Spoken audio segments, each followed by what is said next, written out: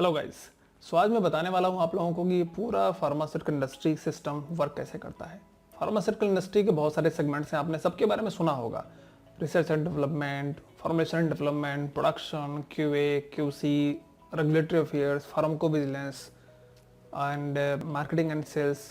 There is many segments, but ये segments एक दूसरे के साथ मिलकर कैसे सिस्टम में वर्क करते हैं। ये पूरा फार्मास्यूटिकल इंडस्ट्री का जो सिस्टम है ये वर्क कैसे करता है। इसके अलग अलग कंपोनेंट्स तो हैं सारे, ये एक दूसरे के बिना इनका कोई वैल्यू नहीं है, क्योंकि एक दूसरे के साथ मिलके ही ये प्रोडक्टिविटी दे सकते हैं। बट इनकी वर्किंग है कैसे एग्जैक्टली। सो सबसे पहले हम डिस्कस करते हैं रिसर्च एंड डेवलपमेंट डिपार्टमेंट के बारे में। रिसर्च एंड डेवलपमेंट डिपार्टमेंट वो होता है जो डिस्कवर करता है न्यू ड्रग्स को। ठीक है, उनके अलग अलग फेज होते हैं, सारे pre clinical trials, clinical trials, सारे अप्रूवल के फेज होते हैं। वो अप्रूवल होने के बाद जब ये डिसाइड हो जाता है कि एक न्यू मॉलिक्यूल डेवलप हो गया है और इस पे हमको आगे वर्क करना है, इसके फॉर्मुलेशन डेवलप करने हैं और हमें इसके मेडिसिन मार्केट में लॉन्च करने हैं, तो सबसे पहले रिसर्च एंड डेवलपमेंट का वर्क होता है न्यू ड्रग को डिस्कवर करना। राइट, न्यू ड्रग डिस्कवर होने के बाद नेक्स्ट स्टेप जो होता है वो रिस्पॉन्सिबिलिटीज आती है फॉर्मुलेशन एंड डेवलपमेंट के बारे में। एक न्यू ड्रग डिस्कवर हो गया है, बट अब वो किस फॉर्मुलेशन में फॉर्मुलेट करके डेवलप करके हम उसको मेडिसिन के तौर पे लॉन्च करने वाले हैं मार्केट में। तो हम उसको टैबलेट में लॉन्च करने वाले हैं, कैप्सूल में लॉन्च करने वाले हैं, कि फिर हम उसका सस्पेंशन बनाने वाले हैं, कि हम पेरेंटल में जाने वाले हैं। तो जैसे भी हम जो करने वाले हैं वो हमको डिसाइड करना होता है कहाँ पर, फॉर्मुलेशन एंड डेवलपमेंट डिपार्टमेंट वो डिसाइड करता है। और कंपनी के ऑथराइजेशन पे कि एक्चुअल मान लीजिए कि कोई भी एक न्यू ड्रग है और उसका फॉर्मुलेशन वो 3 या 4 फॉर्मुलेशन में डेवलप हो सकता है। ठीक है, पॉसिबिलिटीज हैं ऐसी, बट हम मार्केट कंपनी चाहती है कि वो उसे 2 फॉर्मुलेशन में मार्केट में लॉन्च करना चाहती है। ठीक है, फिर वो फॉर्मुलेशन एंड डेवलपमेंट डिपार्टमेंट वो उस ड्रग को 2 फॉर्मुलेशन में कैसे लॉन्च करेगी, वो उस पर काम करेगी। ADL department, analytical development department उनके साथ काम करेगा। ये सब काम करते हुए वो डेवलप करेंगे एक मास्टर फॉर्मूला, एपीआई और एक्सिपिएंट्स को मिला के वो पूरा एक मास्टर फॉर्मूला बनाते हैं। कितने कंपोनेंट्स होते हैं, क्या क्या प्रोसेस होते हैं, सारा प्रोसीजर वो एक मास्टर फार्मूला रिकॉर्ड बनता है। अब वो मास्टर फार्मूला रिकॉर्ड एक तरफ बन रहा होता है, दूसरी तरफ पैकेजिंग एंड डेवलपमेंट डिपार्टमेंट होता है। बिकॉज अगर कोई फॉर्मुलेशन बनेगा तो उसकी पैकेजिंग कैसे होने वाली है, तो साथ साथ में पैकेजिंग एंड डेवलपमेंट डिपार्टमेंट एक होता है, या फॉर्मुलेशन एंड डेवलपमेंट या पैकेजिंग डेवलपमेंट, दोनों डिपार्टमेंट मिलके फिर ये डेवलप करते हैं कि एग्जैक्टली हमको ऐसे मेडिसिन डेवलप करना है। उसके बाद उसकी स्टेबिलिटी टेस्टिंग होती है, सारे जितनी भी टेस्टिंग्स होती हैं वहाँ पे, वो सब होने के बाद नेक्स्ट स्टेप आता है कि अब इसका कमर्शियल प्रोडक्शन करना है, स्केल करना है। अब हम इसको मार्केट में लॉन्च करना चाहते हैं। ठीक है, अब कमर्शियल प्रोडक्शन होने के लिए क्या होता है कि अब आना पड़ेगा मैन्युफैक्चरिंग यूनिट पे। वहाँ पर रोल किसका स्टार्ट होता है, प्रोडक्शन, क्यूए एंड क्यूसी। ठीक है, टेक्नोलॉजी ट्रांसफर डिपार्टमेंट होता है जो उस F&D डिपार्टमेंट के जो प्रोसेस होते हैं, जो उसका मास्टर फार्मूला होता है वहाँ से, और प्रोडक्शन यूनिट पे जो मैन्युफैक्चरिंग यूनिट होती है वहाँ पर लाके उनको सारा उनके हेल्प से वो पूरा इस्टेब्लिश करना होता है। यहाँ पर प्रोडक्शन डिपार्टमेंट, क्यूए डिपार्टमेंट और क्यूसी डिपार्टमेंट, ये सारे डिपार्टमेंट टेक्नोलॉजी ट्रांसफर डिपार्टमेंट के साथ में एक स्केल बैच बनाते हैं। जहाँ पर वो छोटे पायलट बैचेस बन रहे होते हैं, यहाँ पर वो लार्ज कमर्शियल बैचेस बनते हैं। ठीक, एक टेंटेटिव उसका बीएमआर बनाया जाता है, प्रोटोकॉल्स होते हैं, उस तरीके से प्रोसेसिंग होती है उन सबकी, और एनालिसिस होता है। फिर उसके बाद ये समझ पाते हैं कि ठीक है स्केल अप में ये दिक्कतें आ रही हैं, अगर कोई दिक्कतें नहीं आती हैं तो फिर उस तरीके से उसको वैलिडेट किया जाता है। नेक्स्ट बैचेस लेके, 3 बैचेस लेके फिर उसको वैलिडेट किया जाता है इक्विपमेंट के हिसाब से, जैसे उनकी कैपेसिटी होती है। राइट, तो यहाँ पर प्रोडक्शन डिपार्टमेंट का रोल क्या हुआ, प्रोडक्शन डिपार्टमेंट का रोल है कि वो उसको क्या करना है, मैन्युफैक्चर करना है।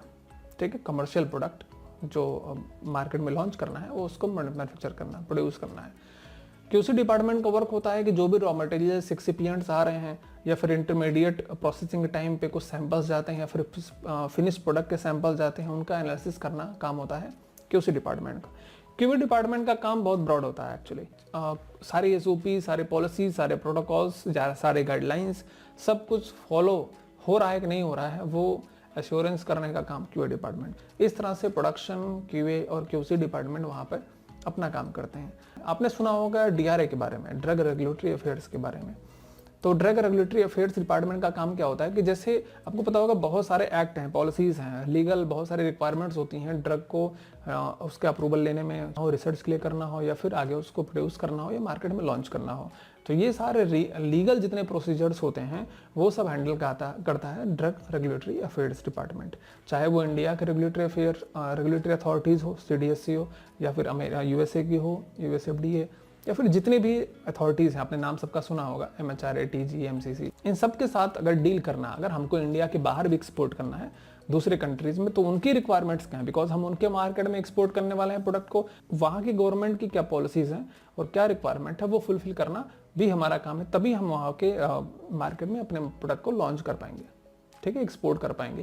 कि रेगुलेटरी अथॉरिटीज़ गवर्नमेंट बॉडी के साथ जो पूरा एक हैंडलिंग होती है वो काम करना होता है DRA डिपार्टमेंट को। उनकी फंक्शनिंग काफ़ी बेहतरीन होती है। सो DRA का वर्क इसी तरह से होता है, वो इंटरनेशनल भी पूरा कवर करते हैं रीजन को, जो काफ़ी ग्लोबल लेवल पे काफ़ी बड़ी कंपनियां होती हैं, उनके DRA के अलग अलग हेड होते हैं रीजन वाइज।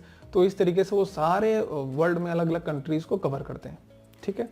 आपने नाम सुना होगा फार्माकोविजिलेंस डिपार्टमेंट के बारे में। तो फार्माकोविजिलेंस डिपार्टमेंट का वर्क क्या होता है कि जैसे कोई भी कंपनी ने एक काफ़ी पैसा लगाया और उसके बाद उसने न्यू मॉलिक्यूल लॉन्च किया, उसके बाद डेवलप करने के बाद स्केल अप किया, उसके बाद मार्केट में जो लास्ट मोटिव होता है वो होता है कि पेशेंट तक प्रोडक्ट पहुंचना चाहिए, ठीक है। वो पहुंचेगा तभी रेवेन्यू आएंगे, तभी जितने कॉस्ट हुए वो सारे कंप्लीट होंगे, जो भी हमने रिसर्च और जितनी जगह पे हमने उसको इन्वेस्ट किया हुआ है। प्रोडक्ट मार्केट में आ गया, बट वो मार्केट में आने के बाद जो अज्यूम किया हुआ है कि ये प्रोडक्ट का ये साइड इफेक्ट होने वाला है या कुछ एडवर्स इफेक्ट इनके हैं, तो वो एग्जैक्टली वैसे हो रहा है कि कुछ और हो रहा है।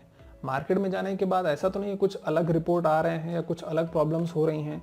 तो इन चीज़ों पे ध्यान देने का काम होता है फार्माकोविजिलेंस डिपार्टमेंट का।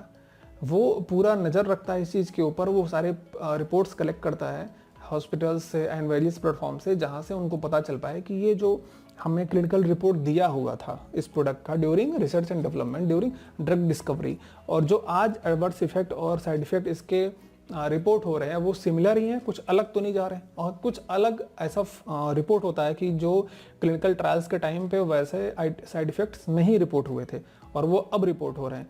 तो क्या होता है कि फिर वो डिपार्टमेंट को इंटीमेट करती है कि ये ऐसा प्रॉब्लम दिख रहा है।